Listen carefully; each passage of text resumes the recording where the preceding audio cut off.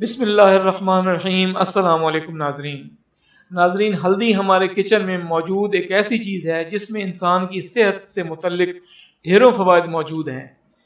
ये जल्द के लिए बेहतरीन है और साथ ही खांसी, सर्दी, दर्द, सोजिश, दाने, जलन और मुख्तलिफ किस्म की एलर्जी से निजात के लिए बेहतरीन ग़िज़ाई जुज़ है। हल्दी को हम अपने मसाइल के आसान हल के लिए 5 मुख्तलिफ तरीक़ों से इस्तेमाल कर सकते हैं और वो पाँचों के 5 इस वीडियो में आपको तरतीब के साथ मैं बताऊंगा।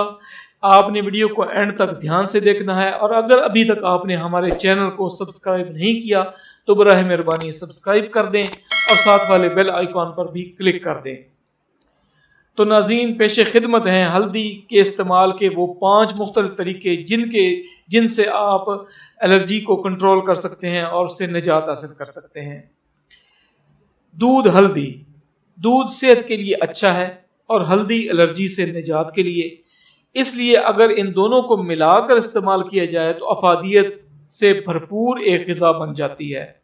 हल्दी और दूध बनाने का तरीका: आधा चाय का चम्मच हल्दी का पाउडर 1 कप दूध में डाल दें।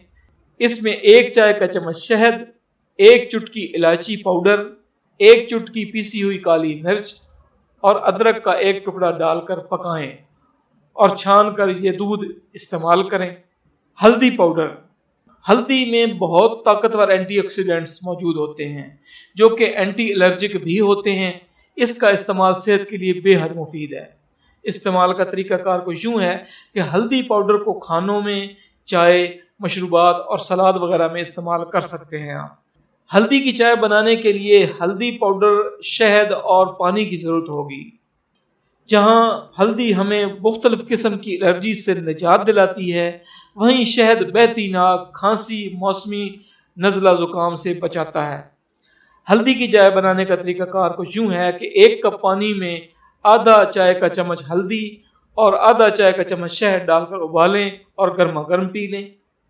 हल्दी का पानी: हल्दी में करक्यूमिन मौजूद होता है जो कि एंटी एलर्जिक खुसूसियात रखता है और एलर्जी की अलामात को कम करता है।